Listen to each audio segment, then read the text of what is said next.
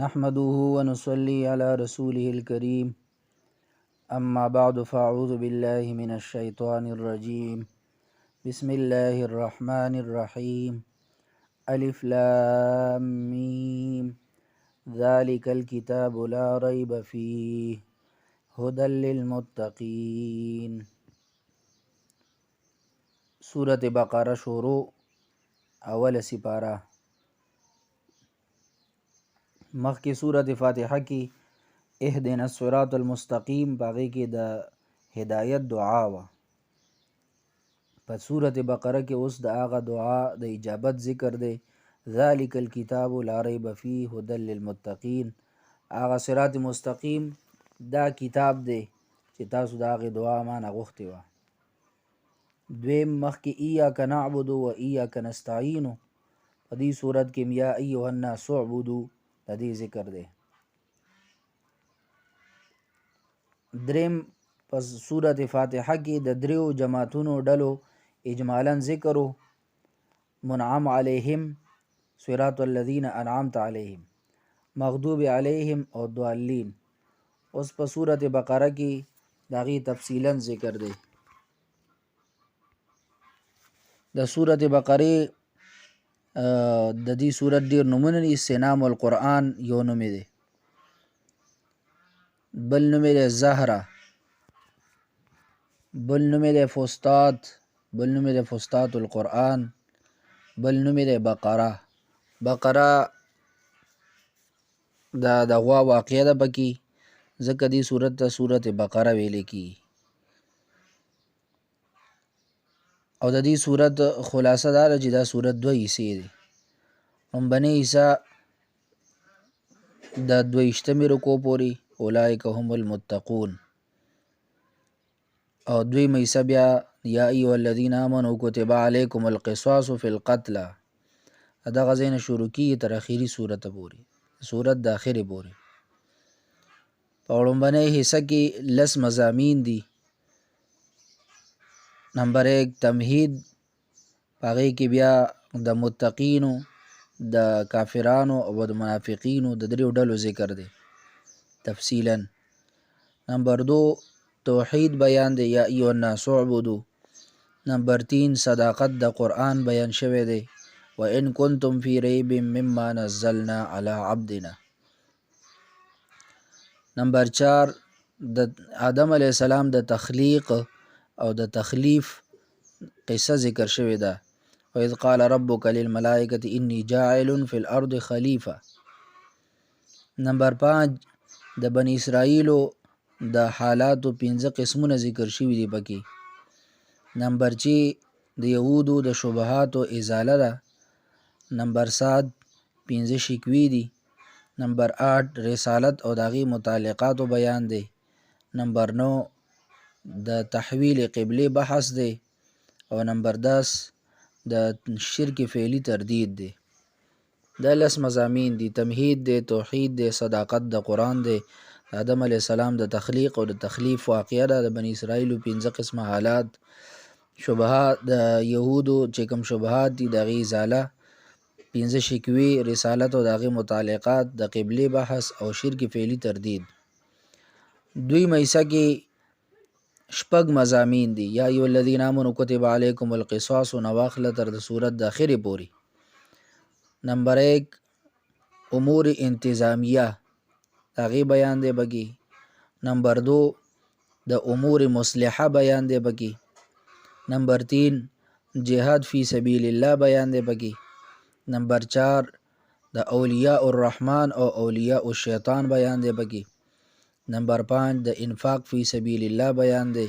او نمبر 6 اخره کې دعاګانو په هغې باندې خاتمه ده، خاتمه بر ادعیه. دا د دې صورت 2 حصې دغه خلاصه ذکر شوه. دا صورت ترتیب وضعی اعتبار سره 2 نمبر صورت دی، او ترتیب نزولی اعتبار سره 87 نمبر صورت دی. د صورتونو چې کوم قسمونه دي هغه دا ځان سره ذکر یاد کې. یو د صورتونو هغه قسم دی چې هغې د سبع طوال ویلې کېږي، د صورت یونس پورې الف لام میم نه تر د سورۃ یونس پورې دي ته سبع طوال ویل کی. دویم قسمونه دي مثانی، د سورۃ یونس نه د سورې نحل پورې دغه ته مثانی ویل کی. او بیا دریم قسم دی میئین چې د سورۃ حجرات پورې د هغې ته میئین ویل کی. بیا د سورې حجرات نه تر د سورۃ والناس اخرې پورې دا مفصلات دي. سبع طوال، مثانی، میئین، مفصلات. د مفصلات هم درې قسمه دي. یو ته طوال مفصل وی چې د سورې حجرات نه والسماء ذات البروج پورې اخرې پورې دې ته طوال مفصل وی. او دویم ته اوساط مفصل وی والسماء والطارق نه سورۃ بینه پورې لم یکن الذین کفروا من اهل الكتاب دغه اخرې پورې. او دریم دی قصار مفصل اذا زلزلت الارض زلزالها د سورې زلزال نه قل اعوذ برب الناس د سورې ناس اخرې پورې دیتا قصار مفصل وی. مفصلات هم درې قسم شو، طوال مفصل، اوساط مفصل او قصار مفصل. بسم الله الرحمن الرحیم. الف لام میم. دا حروف مقطعات دا الف لام میم دا د قرآن کریم اعجاز دی. او دویم دا چې حروف په دوه قسمه دي آیاتونه د قرآن کریم، بعضی متشابهات دي او بعضی محکمات دي. تفسیر روح المعانی کی دی عن ابی بکر صدیق رضی اللہ تعالی عنہ لکل کتاب سر و سر القرآن اوائل سور. د هر یو کتاب یو خپل راز او سر دی، او د قرآن کریم چې کوم راز دی هغه د قرآن کریم دغه حروف مقطعات دي. بیان القرآن وی انزال لمقطعات چې د ازمایش دی د اهل علم د پاره، چې اهل علم حضرات د ارس معلومات د حاصلولو د پاره کوشش کوي، نو اهل علم په دې کې الله تبارک وتعالی دغه امتحان اخلي. نو لہذا آیاتونه د قرآن کریم په دوه قسمه دي، یو ته وی محکمات او بل ته وی متشابهات. محکمات چې لفظي معنی معلومه وي، مرادی معنی معلومه وي. او متشابهات په دوه قسمه دي، یو هغه دي چې لفظي معنی هم نه ده معلومه او مرادی معنی هم نه ده معلومه، هغې ته ویل کی حروف مقطعات. الف لام میم، الف لام میم صاد، الف لام را، الف لام میم را وغیره. او دویم قسم متشابهات هغه دي چې لفظي معنی معلومه وي او مرادی معنی نی معلومه، لکه تبارک الذی بیده الملک او انسنا الفلک باعیننا واسنا الفلک باعیننا. د عین لفظ د الله لپاره، ساق لفظ یا د ید لفظ وغیره. دا متشابهات آیتونه لفظي معنی معلومه ده خو مرادی معنی نه ده معلومه. نو دا حروف مقطعات د هغه متشابهات نه دي چې لفظي معنی هم نه ده معلوم او مرادی معنی هم نه ده معلوم. یا حروف مقطعات بعضی داسې دي چې هغه یک حرفي دي، لکه صاد، قاف، نون، دا یک حرفي حروف دي. بعضی داسې دي چې هغه دو حرفي دي، لکه طه، طاسین، یاسین وغیره. او دریم هغه دي چې هغه سه حرفي دي، درې حروف دي پکې، لکه طا سین میم، الف لام میم وغیره. دا سه حرفي شو. او بعضی حروف مقطعات هغه دي چې هغه چار حرفي دي، لکه الف لام میم صاد.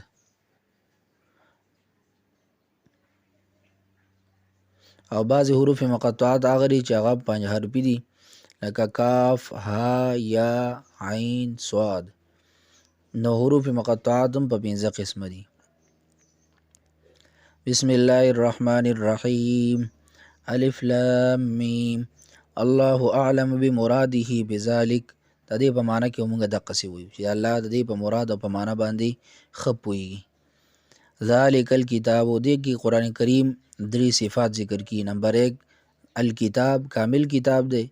نمبر 2 لا ریب فی، شک نشته پکې. نمبر 3 هدى للمتقین، دا هدایت دی د متقینو دپاره. دا 3 صفات د قرآن کریم په دې کې ذکر شوي دي. ذالک الکتاب هغه کتاب دی، کامل کتاب دی، د قرآن کریم د کمال نه ډک کتاب دی. د اصولو په اعتبار سره قرآن کریم کامل کتاب دی. د قیامته پورې څومره رزجونه واقعات راځي، مسائل راځي، قرآن کریم د هغې حل ذکر کوي او د هغې حل پیش کوي. ذالک الکتاب، دا کامل کتاب دی، لا ریب فیه، شک نشته په دې کې، په دې کې شک نشته. او که څوک پکې شک کوي نو الله مخکې فرمایي وان کنتم فی ریب مما نزلنا علی عبدنا فأتو بسورة، نو بیا د قرآن په مقابله کې یو صورت راوړئ ځکه تاسو پکې شک کوئ. نو قرآن کریم هر شک نه پاک کتاب دی، شک پکې نشته دی. دریم صفت دی هدل للمتقین، دا هدایت دی د متقیانو دپاره. قرآن کریم د ټولو انسانانو دپاره هدایت دی، ټول انسانانو دپاره. خو دلته کې الله د متقیانو ذکر وکړو ځکه چې پیدا ترې څوک اخلي؟ متقیان ترې اخلي. یهدي الیه من ینیب وما یتذکر الا من ینیب. یا متقین فی علم الله، چې د الله په علم کې دي چې دا تقوا دی، به تقوا حاصلون کې دي. نو لہذا هغې ته الله تبارک وتعالی د قرآن کریم په ذریعه سره هدایت ورکوي، او دا هدایت دی د متقینو لپاره. د تقوا درې قسمه دي یا درې مراتب دي. یو تقوا ده د کفریاتو نه ځان ساتل، دویمه تقوا ده د کبایرو نه ځان ساتل، او بل د صغایرو نه او ورسره د مشتبهاتو نه ځان ساتل. نو تقوا العوام، تقوا الخواص او تقوا اخص الخواص. ذالک الکتاب، دا کامل کتاب دی، لا ریب فیه، شک نشته په دې کې، هدن دا هدایت دی، للمتقین، دا متقیانو دپاره. بیا د دینه بعد چې کوم مستفیدین من القرآن دي د هغې الله تبارک وتعالی 5 صفات بیانوي. مخکې د قرآن کریم عظمت بیانو، اوس د دریو ډلو بیان دی. مستفیدین من القرآن هغه متقیان دي، او دویم محرومین عن القرآن، یو هغه دي چې ظاهرا هم منکر دي، باطنا هم منکر دي لکه کافران. دویم هغه دي چې باطنا منکر دي خو ظاهرا منونکي دي لکه منافقان. الذین یؤمنون بالغیب، په دې کې د متقیانو 5 صفات بیانېږي. ایمان بالغیب، اقامت الصلاة، انفاق فی سبیل الله، ایمان بالکتب السماویه، او ایمان بالآخرت. آخرت هم بیا 3 حصې دی، قبر، حشر، جنت یا جهنم. د متقیانو 5 صفات بیان شوي دي. ایمان بالغیب، دی و په غیب باندې ایمان ساتي. الذین یؤمنون بالغیب، کم سیزونه چې د حواس او د عقل نه پټ دي، صرف الله سره د هغې علم دی، نو دې ته ویل کېږي غیب. الذین یؤمنون، متقیان هغه کسان دي چې ایمان ساتي، بالغیب، په غیب باندې. ایمان بالغیب کې اشاره ده عقایدو اصلاح طرف ته، چې دی د عقایدو د اصلاح کوشش کوي او عقاید درست ساتي. ویقیمون الصلاة، قایمه مونځ لره، دې کې حسن اعمال طرف ته اشاره، چې اعمال او عباداتو اصلاح کوي او د هغې کوشش کوي. ومما رزقناهم ينفقون، او دا هغه څه نه چې مونږ ورته ورکړي دي خرج کوي. من المال، مال یې صرف نه ذکر کړی چې صرف مال خرج کول، دا ګینې الله په لار کې دا ښه کار دی، بلکې ما عام دی، هر څه پکې راځي. لہذا یو انسان ته الله علم ورکړی، هغه د الله په لار کې خلکو ته دا علم خورئ، د هغې کوشش کوي، دا هم چې دی د هغې نه دی. ومما رزقناهم ينفقون کې راځي. ومما رزقناهم ينفقون دې کې حسن اخلاق طرف ته اشاره ده. دا دریم صفت شو. والذین یؤمنون بما انزل الیک، دا کسان دي متقیان چې دی ایمان ساتي، بما په هغه څه باندې انزل الیک چې تا ته نازل شوی، وما په هغه څه باندې انزل من قبلک چې نازل کړی شوي د تا نه وړاندې. یعنی مخکې ایمان بالکتب السماویه، څومره آسماني کتابونه په دې ټولو باندې د دوی ایمان دی. لہذا دې ځای نه د ختم نبوت عقیده ثابتېږي. دلته کې الله تبارک وتعالی دا ونه فرمایي چې تاسو نه باندې نازل شوی دی، تاسو نه مخکې نازل شوي، او داسې ونه فرمایي چې تاسو نه به وروسته نازلېږي، وما انزل من بعدک، نو دا لفظ ونه فرمایي. لہذا دا اشاره ده، دلیل دی خبرې. مفتی شفیع صاحب فرمایي چې نبی کریم صلی الله علیه وسلم اخیری نبی دی، دا قرآن کریم اخیری کتاب دی، دا امت اخیری امت دی. وبالآخرة هم یوقنون، او په آخرت باندې دی یقین ساتي. آخرت نه مراد دلته کې قیامت دی، نبوت دی نه مراد نه دی چې دی وایي چې یاره په نبوت باندې ایمان ساتي، قادیانان وایي. لہذا وان الدار الآخرة لهي الحیوان، دا د هغې دپاره یو قسمه تایید دی دا پنځه صفات د متقیانو دي: ایمان بالغیب، د عقایدو اصلاح، اقامت الصلاة، د اعمالو اصلاح عبادات، ومما رزقناهم ينفقون انفاق فی سبیل الله، والذین یؤمنون بما انزل الیک وما انزل من قبلک، ایمان بالکتب السماویه، آسمانی کتابونو باندې ایمان ساتل، بالآخرة هم یوقنون، او په آخرت باندې یقین ساتل، ایمان بالآخرت. دا پنځه صفات چې پکې وي نو الله تبارک وتعالی د هغې دنیوي انجام هم بیانوي او اخروي انجام هم بیانوي. اولئک دغه کسان علی هدی من ربهم، په هدایت دي د خپل رب د طرفه، د دنیوي انجام دی، دنیا کې به دی په هدایت باندې وي. اولئک هم المفلحون، او دغه خلک کامیابی موندونکي دي، دی به په آخرت کې کامیاب وي، پوره به کامیاب وي. ان الذين كفروا، د محرومین للقرآن بیان د دې ځای نه شروع کیږي. او هغه دوه دي، یو کافران دي، دویم منافقان دي. نو ان الذين كفروا، بېشک هغه کسان چې هغوی کفر کړی. کفر څه ته ویلی کېږي؟ کفر ویلی کېږي حق پټول. معنا دا شوه ان الذين ستروا الحق عنادا، هغه کسان چې هغوی حق پټ کړی دی د ضد د وجې. او د کفر اصطلاحي تعریف دی چې د نبی کریم صلی الله علیه وسلم کوم قطعی او یقیني طور نه ثابت شده څیزونه دي د هغې نه انکار کول. د نبی کریم صلی الله علیه وسلم د دین د قطعی او یقیني طور باندې ثابت شده څیزونه نه انکار کول دې ته کفر ویلی کېږي. علامه تفتزاني صاحب اووه قسمونه ذکر کړي او دوه ورسره نور انور شاه کشمیري رحمت الله علیهم ذکر کړي. د کفر 9 قسمونه علما کرامو ذکر کړي. کفر انکار چې ظاهرا هم انکار وکړي، د زړه نه هم انکار وکړي، لکه ان الذین کفروا، دا کفر انکار دی چې په ژبه هم انکار وکړي، د زړه نه هم انکار کوي. نمبر 2 کفر نفاق، چې په ژبه باندې اقرار کوي او زړه کې دننه کفر وي. یو عقیدې والا کفر دی او یو د عملی کفر دی، منافقت دی. دریم کفر ارتداد، اسلام قبلول نه بعد وروسته انسان چې دی هغه واپس مرتد شي او دین پرېږدي، انکار وکړي دې نه، دې ته کفر ارتداد ویلی کېږي. کفر شرک، الله سره په ذات او صفات کې شریک ګڼل، دا کفر شرک دی. کفر کتابي، آسماني کتابونو کې یو کتاب نه انکار کول، دا کفر کتابي شو. کفر دهري، چې د الله د وجود نه انکار کول، دا کفر دهري دی. کفر زندقه، چې انسان د قرآن کریم چې کوم منصوص معنی ده او متواتره معنی ده هغه یې پرېږدي او د هغې نه علاوه د خپل د ځانه چې دی یو نوې معنی روباسي. ثابت شده د قرآن د تصریح یا د پیغمبر علیه السلام د تشریح خلاف یو نوې مفهوم روباسي، نو دغې ته ویل کېږي کفر زندقه. کفر جحود، چې مني یې د زړه نه او ظاهرا یې مني خو اقرار یې نه کوي، لکه ابو طالب صاحب. او کفر عناد، چې ورته ښه معلوم دی چې دا حق دی خو بیا هم نه مني، لکه شیطان، دې ته ویل کېږي کفر عناد. نو د کفر 9 قسمه دي، یو د کفر انکار وي، بل د کفر نفاق وي، بل د کفر ارتداد وي، بل د کفر شرک وي، بل د کفر کتابي وي، بل د کفر دهري وي، بل د کفر زندقه وي، بل د کفر جحود وي، بل د کفر عناد وي.